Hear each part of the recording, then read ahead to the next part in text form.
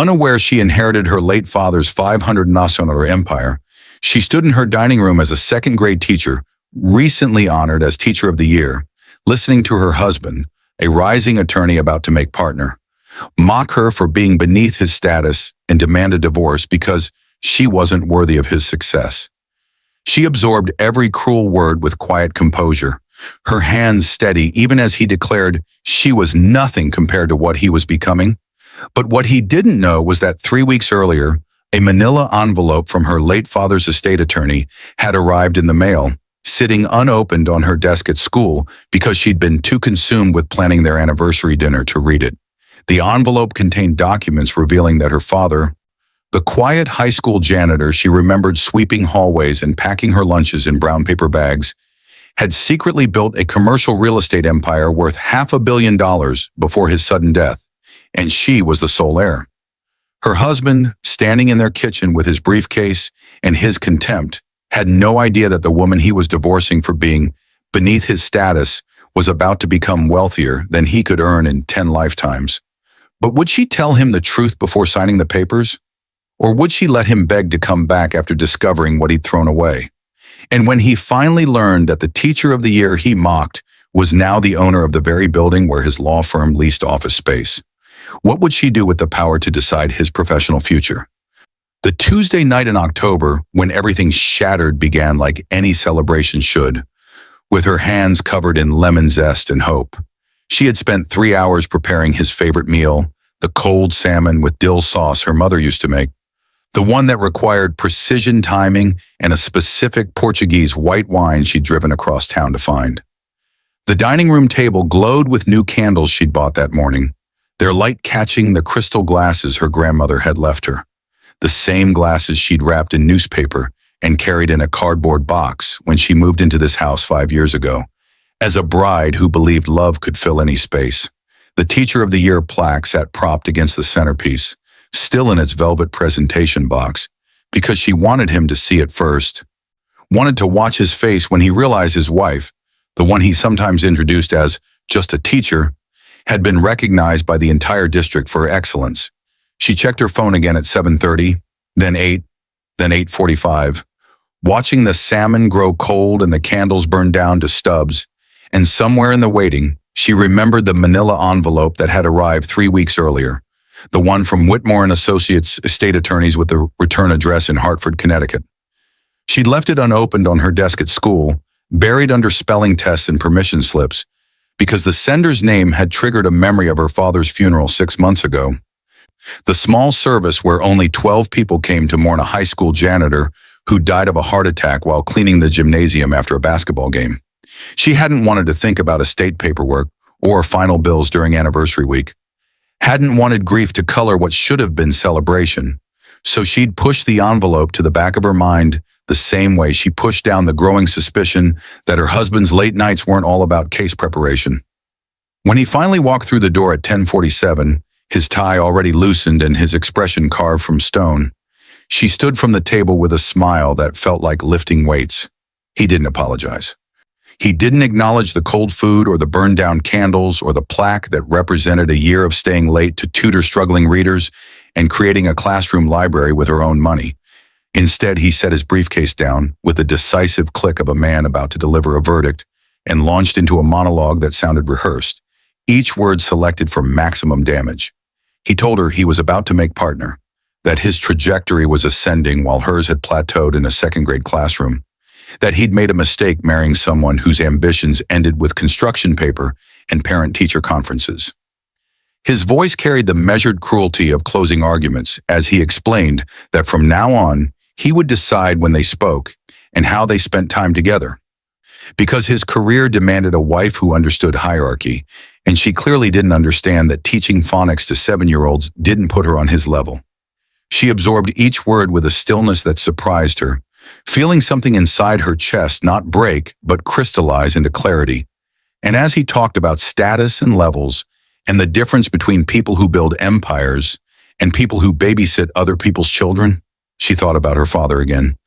The quiet man who'd packed her lunches in brown paper bags with handwritten notes tucked inside, who taught her to read before kindergarten using newspaper comics and patience, who died in a gymnasium wearing a janitor's uniform with his name embroidered in red thread above the pocket.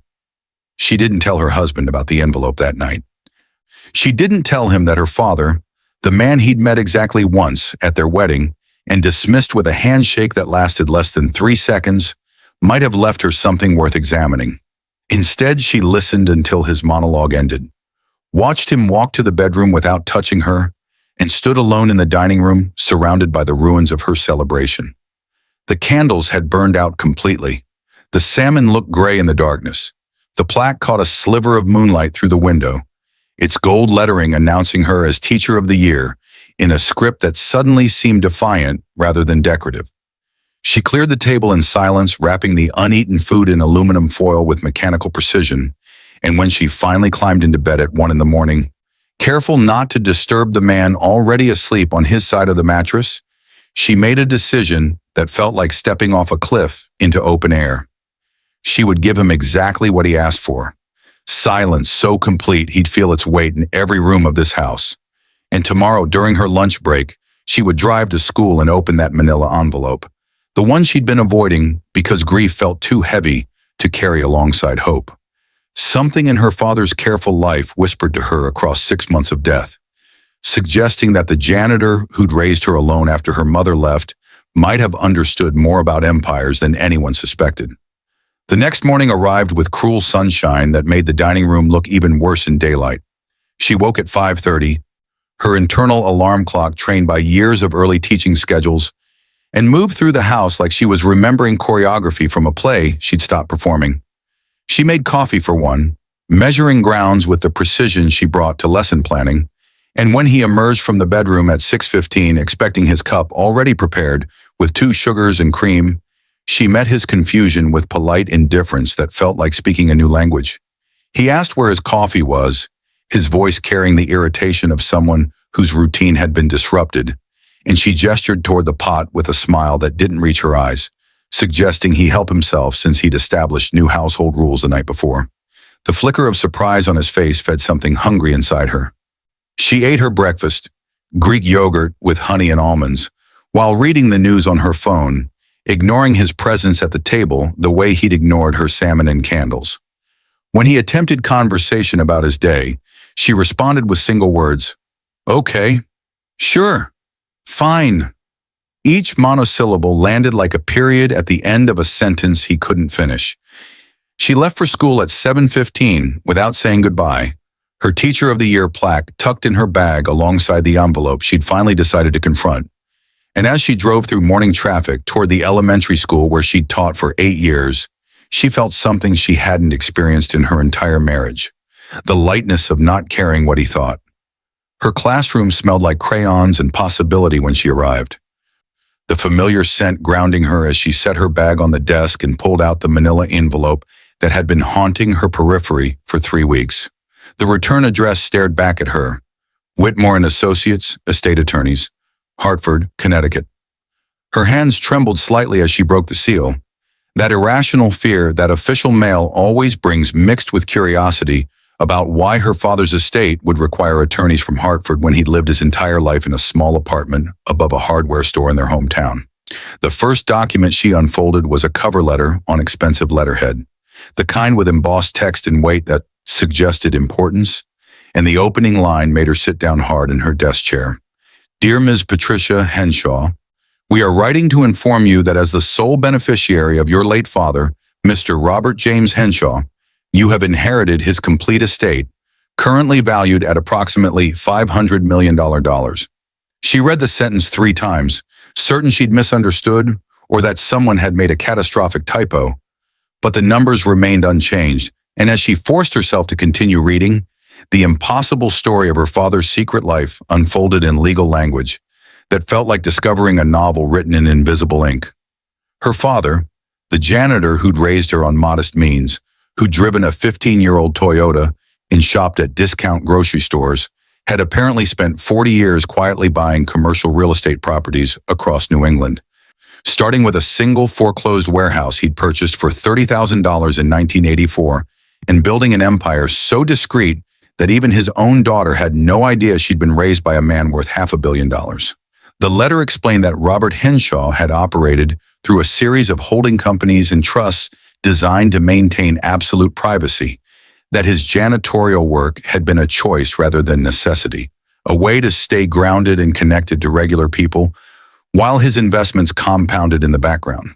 The attorney's letter listed properties she'd never heard of: office buildings in Hartford, Boston, and Providence, warehouse complexes in Connecticut and Massachusetts, retail centers that generated millions in annual rent from tenants who had no idea their landlord spent his days mopping floors and emptying trash cans.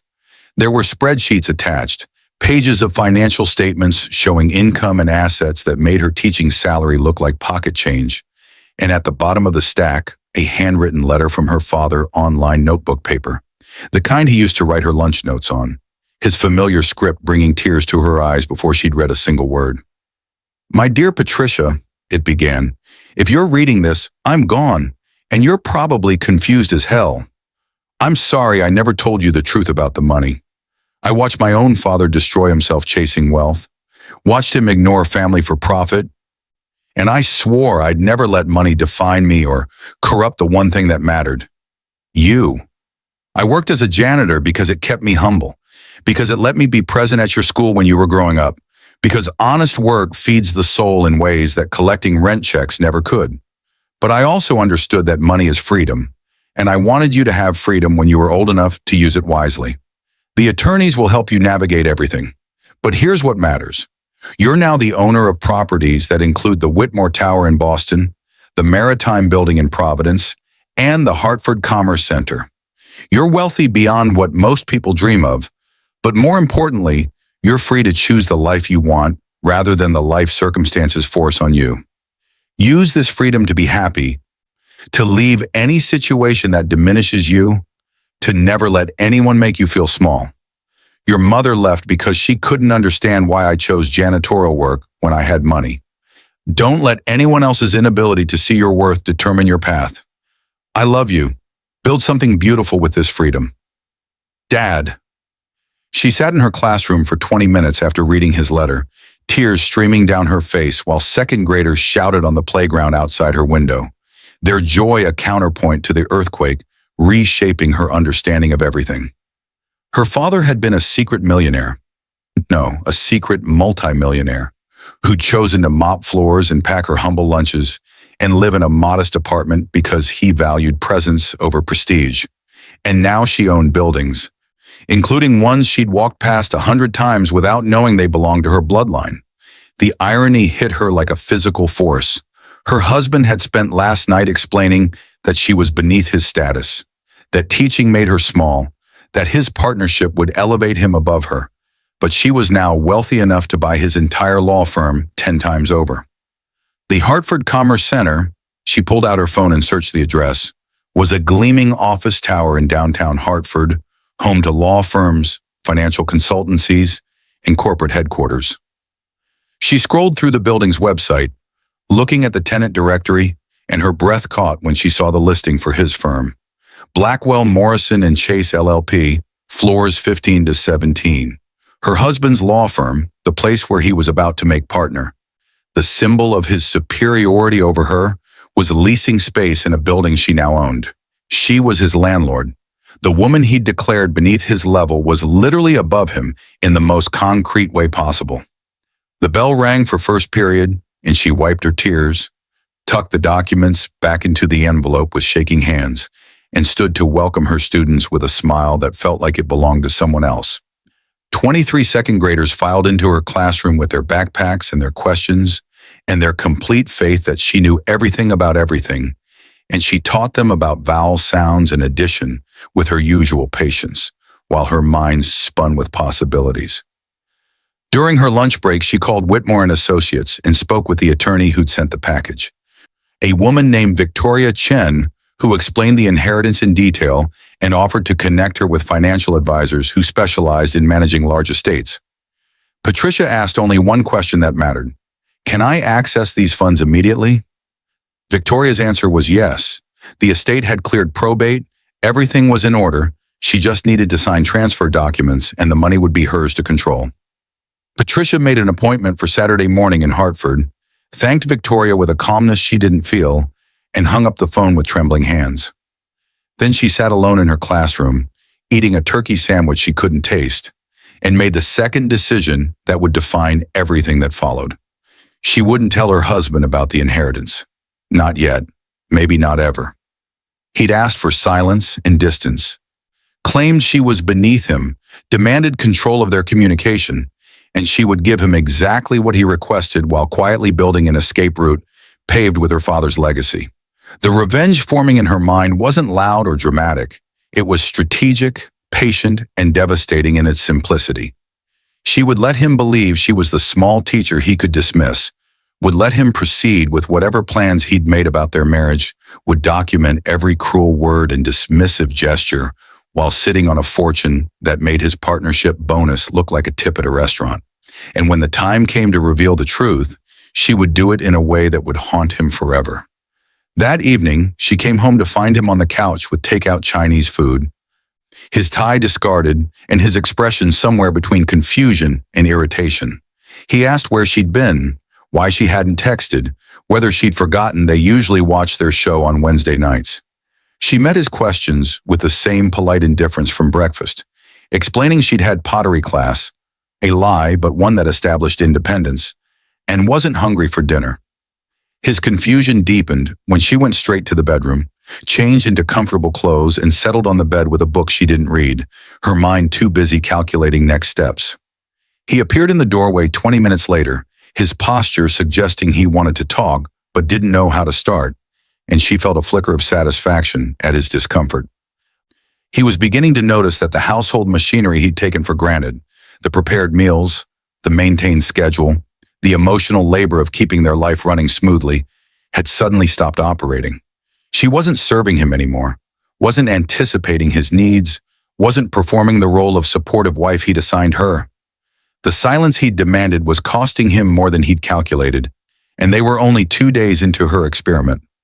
She wondered how long it would take before he started to unravel, before the weight of running his own life without her infrastructure became unbearable. Part of her, the part that had absorbed his cruelty in the dining room, hoped it would hurt. But a deeper part, the part connected to her father's wisdom about freedom and worth, simply wanted to be free of him entirely, to walk away from this marriage with her dignity intact and her future secure. The $500 million wasn't revenge money, it was freedom money, and freedom, she was learning, tasted better than any vengeance. The following days unfolded with careful choreography as she rebuilt her life while living in the same house as a man who was slowly realizing he'd been essential to her existence, but she'd been vital to his. She started waking at 5, leaving for the gym before he got up, returning to shower and dress for work, while he stumbled around the kitchen looking for clean coffee mugs that were no longer magically appearing in the cabinet. His dry cleaning went uncollected because she'd always been the one to remember pickup days. His favorite shirt stayed wrinkled because she'd stopped doing his laundry along with her own. The refrigerator emptied because she stopped grocery shopping for 2, buying only what she needed for her own meals, and watching his confusion grow when he opened the door to find yogurt, salad ingredients, and wine meant for one person. She met his increasingly desperate questions with calm explanations. She'd taken him at his word about establishing new boundaries, about him deciding when they interacted, about her not being on his level. If she was beneath him, surely he didn't need her managing the mundane details of his elevated life. The logic was airtight, and watching him struggle to find a counter-argument fed the cold satisfaction growing in her chest. Meanwhile, on Saturday morning, she drove to Hartford and signed papers that made her one of the wealthiest women in New England. Walked out of Whitmore and Associates with access to bank accounts she still couldn't quite believe were real, and stopped at a coffee shop to sit with her new reality. She ordered an expensive latte without checking the price, pulled out her phone, and did something she hadn't done in 5 years of marriage. She looked at apartment listings in the city, beautiful spaces with hardwood floors and natural light, places where she could build a life that belonged entirely to her. By the second week of her silence campaign, he was calling her during work hours, something he'd never done before, leaving voicemails that progressed from confused to irritated to something approaching panic. She didn't call back.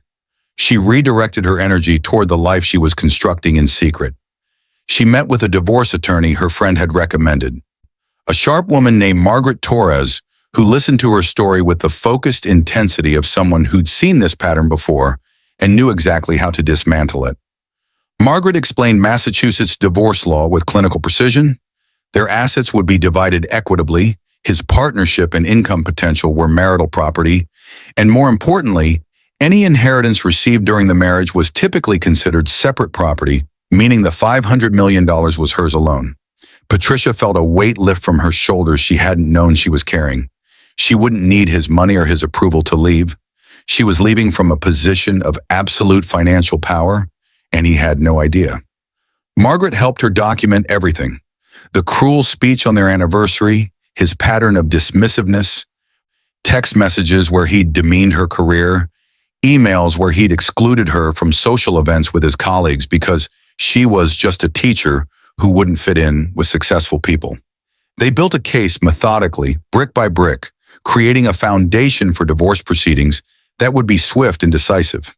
And through it all, Patricia maintained her silence at home, watching him deteriorate in real time as the infrastructure of his comfortable life collapsed around him. On day 12, she came home from her actual pottery class.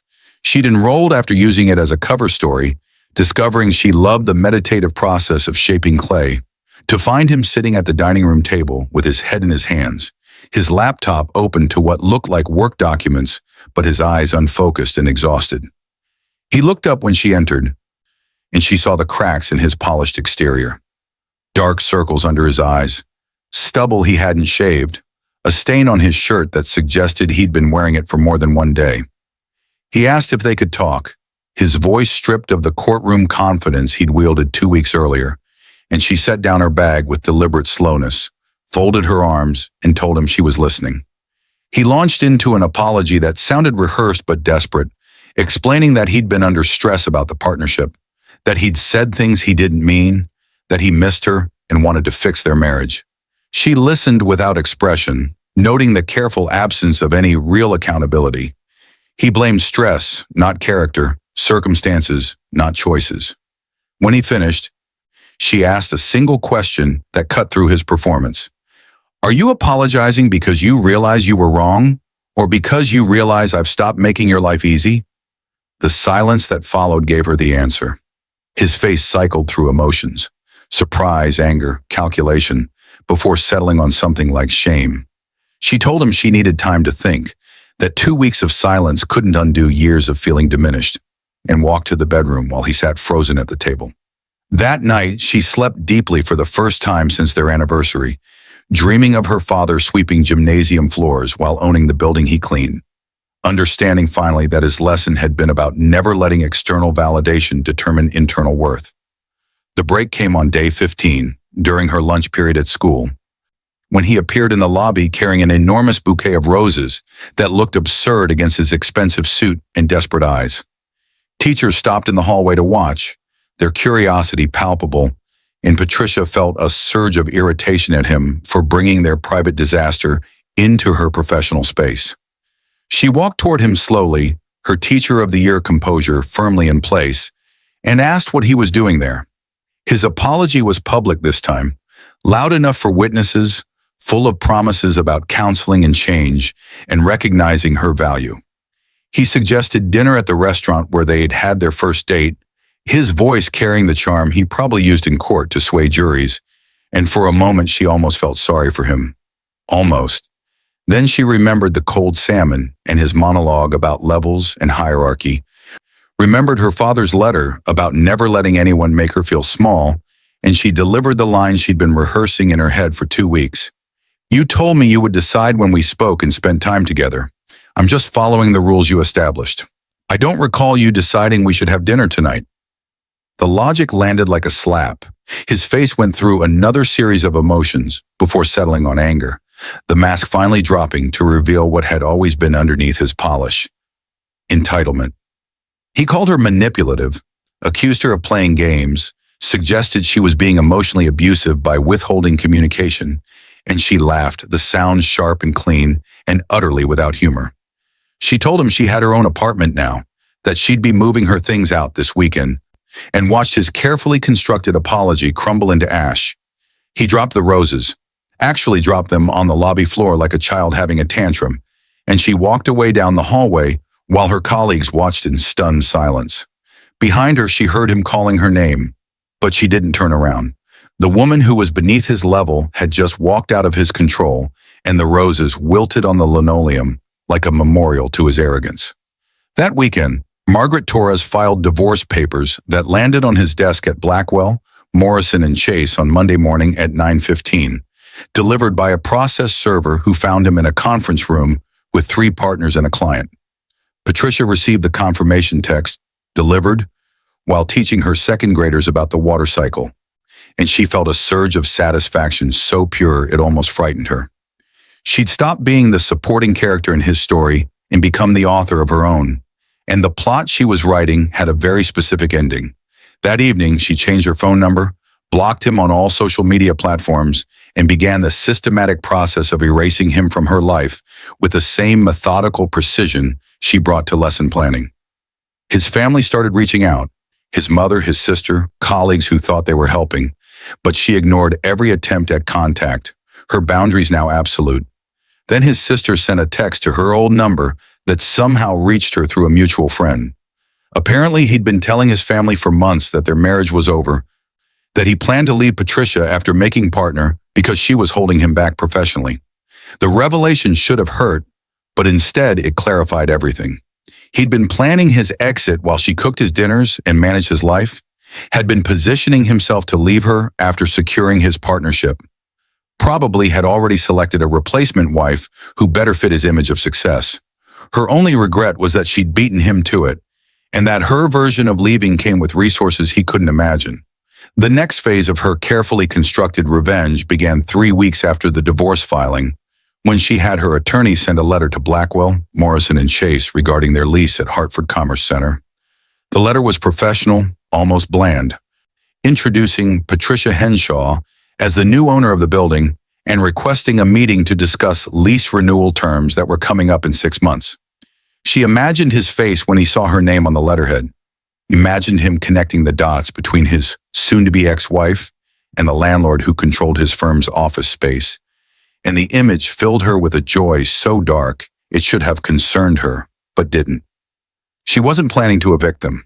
That would be too obvious, too petty, too easy to spin as vindictive, but she wanted him to know that she had power over his professional environment, that the woman he deemed beneath his status was literally above him in the building hierarchy. The irony was too perfect to resist. Margaret loved the move, calling it elegant psychological warfare, and helped her craft additional letters to other properties where his firm's partners had investments or connections. Nothing threatening, nothing actionable, just gentle reminders that Patricia Henshaw owned a significant portion of Hartford's commercial real estate and would be taking a more active role in management going forward. She was establishing herself in his professional world as someone who couldn't be ignored or dismissed, someone whose presence would be a constant reminder of what he'd thrown away. 4 weeks after the divorce filing, he showed up at her new apartment. She still didn't know how he'd found the address, carrying 2 coffee cups from their old cafe and wearing an expression of practiced vulnerability that probably worked on juries, but left her completely unmoved. She opened the door just wide enough to block entry, her body language making clear he wasn't welcome inside, and listened to his rehearsed speech about therapy breakthroughs in self-awareness and understanding now what he'd failed to see before. He used words like growth and healing and partnership with the conviction of someone who'd spent hours with a counselor learning the vocabulary of redemption, but his eyes told a different story. They were calculating, scanning her apartment for clues about her new life, trying to gather information he could use. She let him finish his performance, then asked the single question that mattered. Is this about love or about damage control before your partnership review? The silence that followed was answer enough. His face went blank, then defensive, then he tried to pivot to anger, demanding to know who she thought she was, to question his motives, reminding her that he was about to make partner at one of Hartford's most prestigious firms. And that's when she decided to detonate the bomb she'd been carefully constructing. She told him the truth, that she was the owner of the Hartford Commerce Center, that his firm paid rent to her holding company, that she'd inherited more money than he would earn in multiple lifetimes, and that the janitor father he'd met once and dismissed had built an empire while mopping floors. The information hit him like a physical force. She watched him process it in stages. Disbelief, then skepticism, then dawning horror as he realized she wasn't lying, that the woman he'd called small and beneath him was now one of the wealthiest people in Connecticut. His reaction was everything she'd hoped for, and somehow still disappointing. He cycled through emotions rapidly, shock giving way to anger, giving way to calculation, giving way to something that looked like he was running numbers in his head, probably trying to figure out what his share of $500 million would be in the divorce. She watched him arrive at that conclusion, saw the moment his apology transformed into strategy, and she delivered the final blow with a smile that felt like victory. It's inheritance, which means it's separate property. You get nothing from my father's estate. The only thing you're entitled to is half of what we built together during our marriage, which is basically this house and your partnership potential. The words landed like grenades. He tried to argue, started citing case law about asset division, threatened to drag out the divorce and make it expensive, and she simply laughed, the same sharp, clean sound from the school lobby. She reminded him that she had documentation of everything, that she had recordings of his phone calls and screenshots of his texts, that she had witnesses to his public meltdown at her school, and that she had resources to pay attorneys forever, if necessary. Then she told him the part that would haunt him the longest. You were right that we weren't on the same level. You just misjudged the direction. I teach children to read and think and be kind. You teach corporations to exploit loopholes and avoid taxes. My level is about building human beings. Your level is about billing hours. We were never in competition because we weren't playing the same game. His face went pale, then red, then gray. And she closed the door while he was still standing in her hallway holding his coffee cups like props in a play that had ended without him noticing. She poured both coffees down her sink, rinsed the cups, and placed them in her recycling bin with the same calm efficiency she brought to everything now.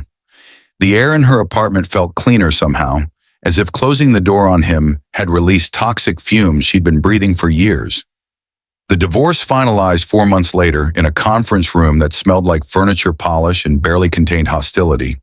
They sat across from each other at a mahogany table that probably cost more than most people's cars, their attorneys flanking them like seconds in a duel, and signed papers that dissolved 5 years of marriage in approximately 30 minutes. She reclaimed her maiden name, Patricia Henshaw, the name her father had carried while building his secret empire, and received her settlement, which was tiny compared to her inheritance, but felt symbolically important anyway. She kept the house they'd shared because she decided she wanted to sell it and donate the proceeds to her school's literacy program, a final act of transformation that would turn their shared history into something useful for children who needed books. He kept his partnership, which he'd finally achieved 3 weeks earlier in a ceremony she heard about through mutual friends, but didn't attend. She watched him across that conference room table as he signed the final documents, and what struck her most was how small he looked, not physically but existentially, as if the dissolution of their marriage had revealed that his impressive exterior had been hollow all along. Her attorney, Margaret, squeezed her hand under the table when the last signature was complete, a gesture of solidarity that meant more than the settlement check. They left through different exits, her idea, because she didn't want to share even a parking lot with him anymore. The sunlight outside felt warmer than normal, or maybe she was just feeling warmth for the first time in years. The heat of freedom finally reaching skin that had been cold for too long. 6 months after the divorce, Patricia sat in her apartment on a Sunday morning, surrounded by pottery she'd made herself. Bowls and vases and cups that were imperfect but beautiful, proof that she could create things with her own hands, and drank coffee that tasted better than any she'd ever had. Her second graders had just finished their spring showcase, where they'd read poems they'd written about things that mattered to them, and 3 kids had written about Mrs. Henshaw, their teacher who believed they could do anything.